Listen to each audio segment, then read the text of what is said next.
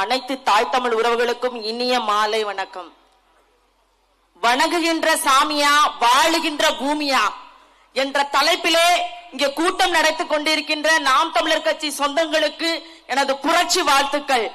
முதலில் என்னன்னா, வணங்குகின்ற சாமியா வாழ்ற மன்னிக்கணும், வணங்குகின்ற சாமியா வாழ்கின்ற பூமியா?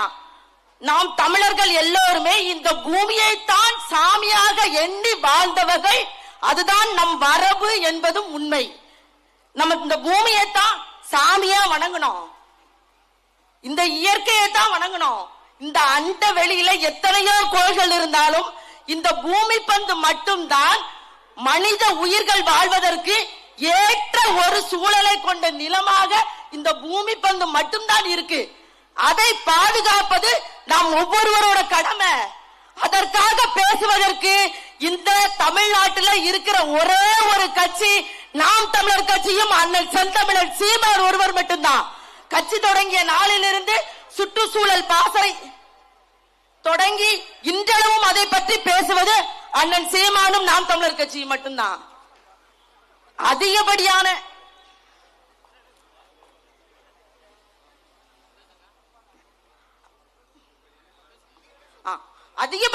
குவாரிகளை இந்த கன்னியாகுமரி மாவட்டத்திலும் சரி, திருநெல்வேலி மாவட்டத்திலும் சரி, அதிகப்படியான கனிம வளங்களை வெட்டி வெட்டி எடுத்து நாள்தோறும் அண்டை மாநிலமான கேரளாவுக்கு கடத்தி கொண்டுதான் இருக்காங்க. திருநெல்வேலியில பொறுத்த மட்டும் 54 குவாரிகள், குவாரியில 5 லட்சம் டன் அளவு மட்டும்தான் வெட்டி கற்களை எடுக்க வேண்டும் என்று ஒரு விதியை வச்சிருக்காங்க. அந்த அளவு மட்டும்தான் எடுக்கிறாங்களா?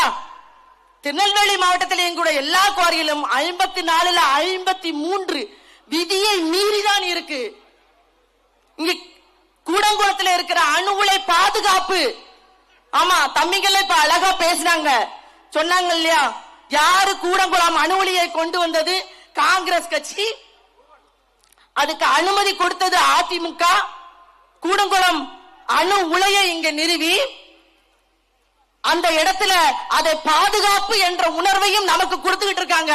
ஆனால் நாள்தோறும் அந்த பகுதியில் இருக்கிற மீன்களை தினம் தினம் கடல்ல இருந்து கொண்டு வருவாங்கல்ல, அத கூடங்குளத்துல அந்த மீன்களை பரிசோதனை செய்வாங்களாம்.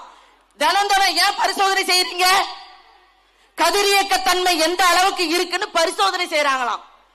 அப்ப தெரியுதுல, கூடங்குளம் அணு உலையால மீன்களுக்கு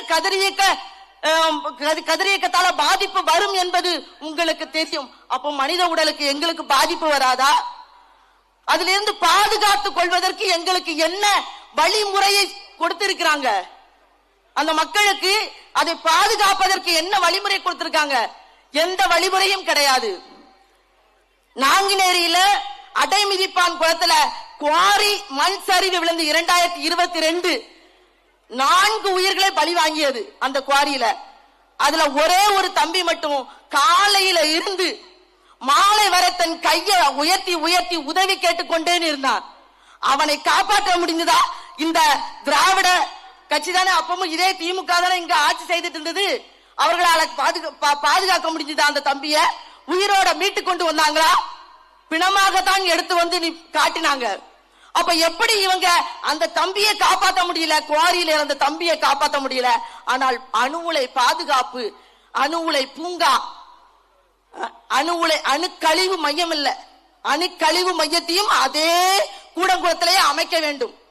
எல்லா நாசகர திட்டங்களையும் இந்த மண்ணிலே கொண்டு கொட்டி கொட்டி வைப்பதுதான் இந்த 2 திராவிட கட்சிகளின் வேலை.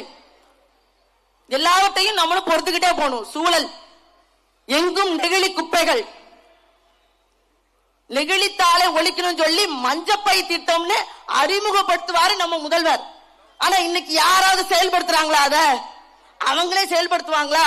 ஏதாவது நடைமுறைக்கு கொண்டு வர முடியுமா? எல்லா திட்டங்களையும் போடுவாங்க, நடைமுறைக்கு கொண்டு வராததற்கு பெயரு தான் திராவிட மாடல். நடைமுறையே இருக்காதீங்க.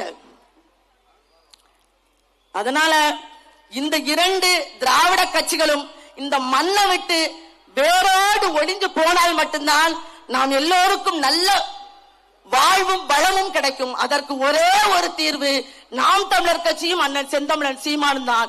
இவை எல்லாவற்றுக்குமே ஆட்சி அதிகாரம் ஒன்று இருந்தால்தான், அதுவும் நல்ல தலைமையிடம் இருந்தால் மட்டும்தான் நாம் பெற்றுக்கொள்ள முடியும் என்பதை கூறி விடைபெறுகிறேன். நன்றி, வணக்கம். நாம் தமிழர்.